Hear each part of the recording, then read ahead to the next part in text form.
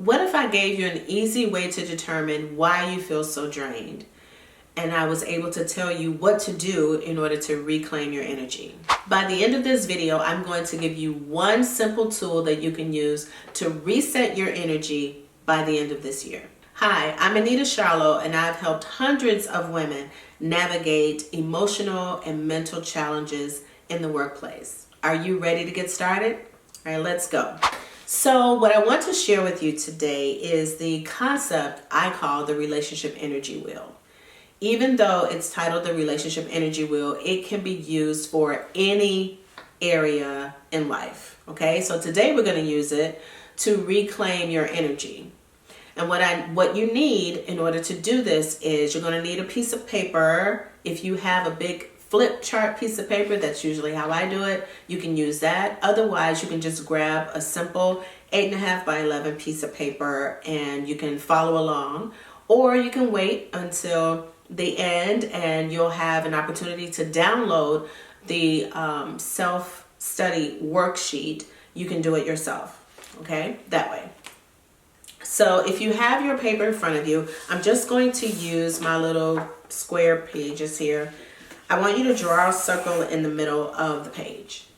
All right, so it's just a circle right there. I want you to draw your circle. And then I want you to write your name in the middle of the circle, just like I did. What you're going to do now is you're going to think about all of the ways, all of the activities, all of the people, all of the obligations that you have that you are responsible for, whether it is every day, sometimes, once a week, once a quarter, doesn't matter. I need you to draw a spoke on this circle, or let's just call it a wheel.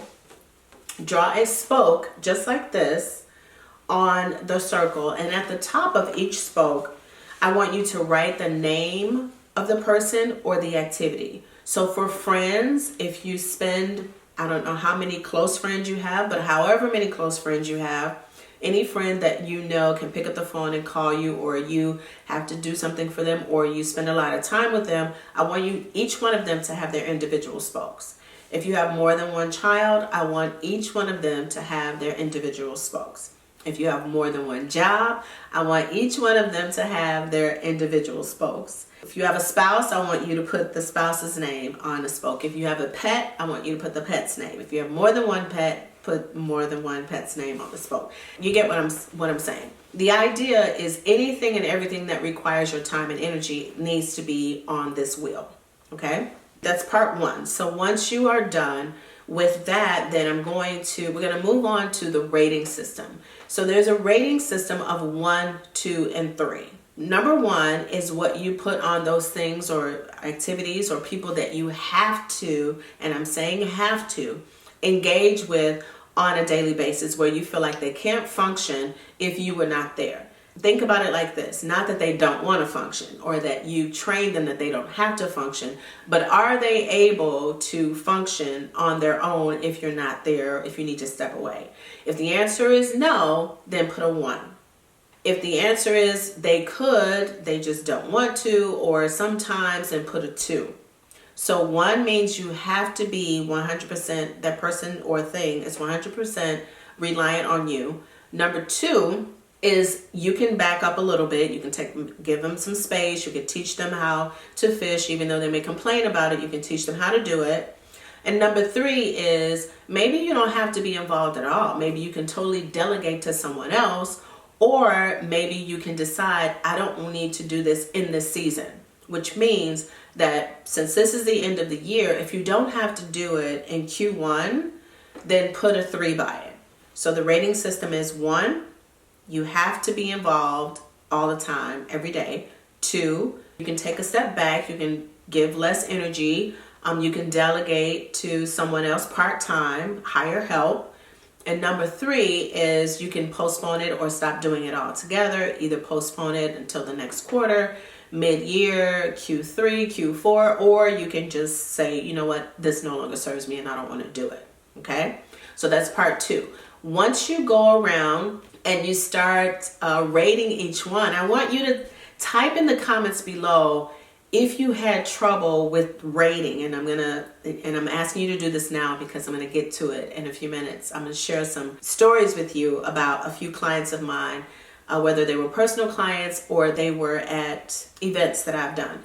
But I want you to type in the comments below which one of those things that you have a problem with or you struggled with rating it a 1 or 2 or 2 or a 3, and why. Why was it so challenging for you?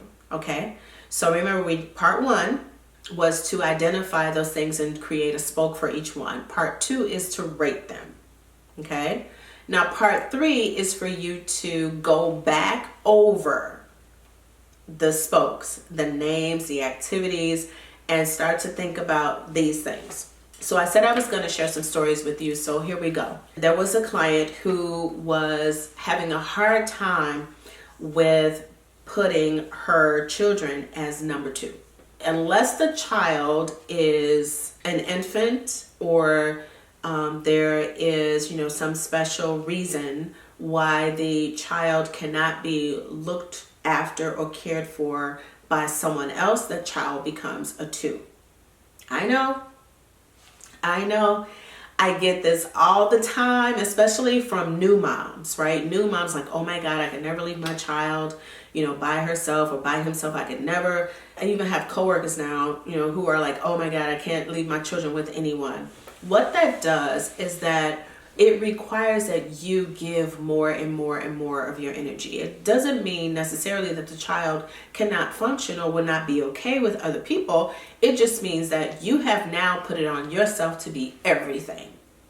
That drains your energy. I've had other clients who have had issues with putting elderly parents as a 2. Now, I can speak from experience. My mom has dementia. She's 92, but my mom is not a 1. My mom is a 2. My mom lives in an assisted living facility where there's a full staff 24 hours a day that can handle the everyday things, can handle, the immediate needs. And they have my number, they have me on speed dial, but I don't always have to be present. So my mom is a 2. A lot of women, especially, I don't really get too many men who take part in this activity, but a lot of women have trouble putting their children and their parents as a 2. If you're a believer, then you know that God comes first, right? And then your spouse comes second and your children come after that. Now, you don't have to agree with me, but if you are a believer, this is what we believe. Okay, so I talked about 1. I gave you an example of 1 and 2 and some of the challenges that some of my clients and workshop attendees have had. But I want to ask you, if you haven't already answered this question, I would like for you to answer this question below. Did you find yourself having trouble identifying whether or not your family members or your church or your job or your spouse should be number 1 or 2? If you can comment below, that would be great, and tell me why you struggled with that. Those 4 things or 5 things that I just named, the children should be number 2. Your job should be number 2. It can't be number 3, but it should be number 2.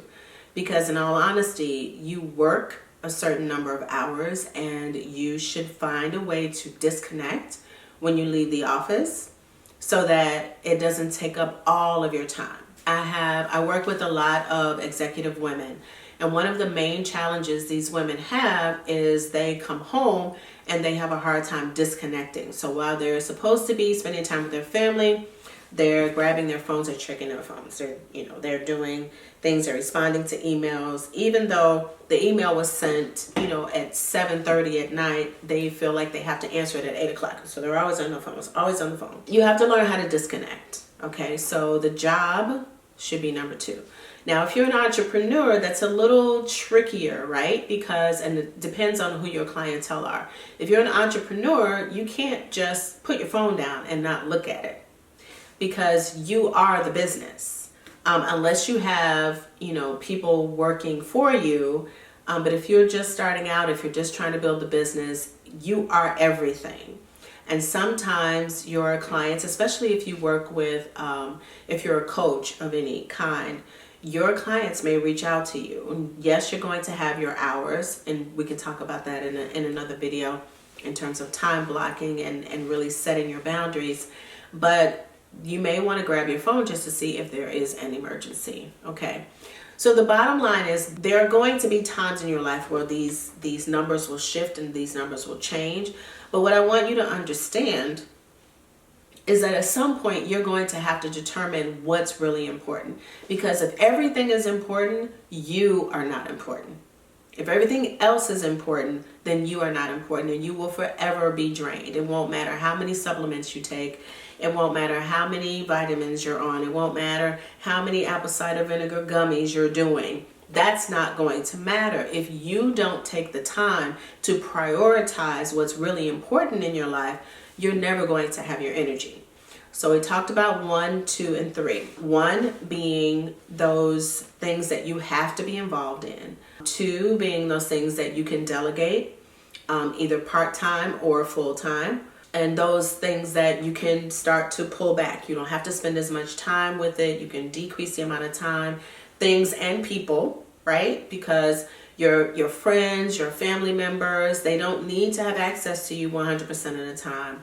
And at some point, you're going to have to learn how to set healthy boundaries. And I will make a video for you on that. And then number 3, do you have to do it right now? Does it have to be done in Q1? Could it be pushed to Q2, 3, or 4? Could it be taken off your plate altogether? Do you even want to do it anymore?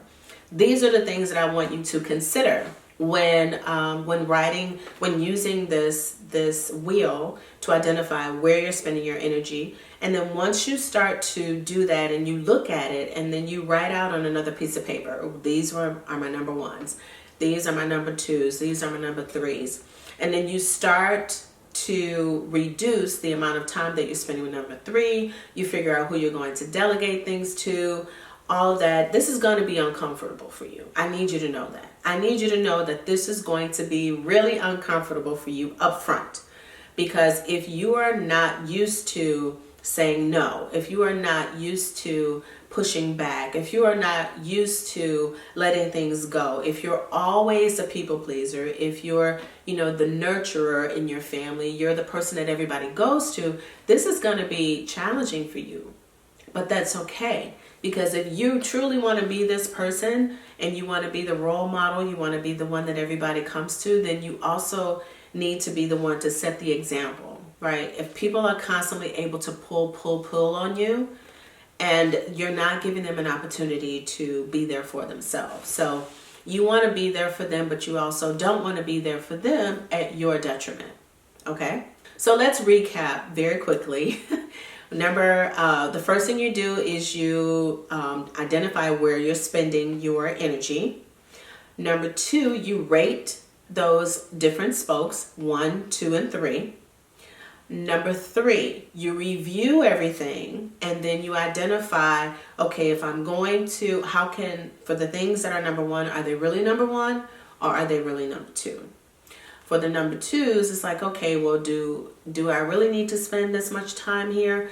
Is there something that I can delegate to someone else, be it, a service? Do you want to have someone else do the cleaning? Do you want to have someone else do the groceries? Do you want to have someone else, you want to hire a babysitter, to come in? Do you want, things like that? Who can you delegate to in order to reduce the amount of time for those things that you still want to be involved in?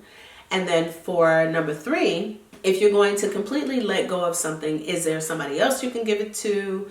Or is it just something that you just don't need to do in this season? If you want to pick it up later, you're fine to pick it up later. But what we're trying to do right now, is we are trying to identify where you're spending your energy so that you can recall your energy so you will stop feeling so drained. Now, falling on a sword and being super tired because you're doing things for everybody else does not get you a gold star. It will not. It will get you migraines. It will get you ulcers. It will get you sleepless nights. It will lead to hormonal imbalances. It will lead to excessive cortisol. It will lead to muffin tops. It will lead to all of those things. Hair loss, it will lead to a lot of physical things. So before we get to that road, let's take a moment. Let's take a step back. Let's identify what's going on. Let's identify where we can reclaim our energy. And then I'll talk to you in a future video about setting boundaries. So I have a few questions for you as I end this video. Drop in the comments below and tell me what your biggest struggle was. Was it identifying what to label as a 1 or a 2? Did you have feelings of guilt? Why do you think that is? I would love to hear your thoughts and what you struggled with in the comments below. I will definitely come back and read the comments to see. I promise to respond to each one of them individually myself. I'm not hiring anybody to do it. I will do it on my own, okay? Don't forget to like and subscribe, and don't forget to download the worksheet so that you can determine where you're spending your energy. See you next time.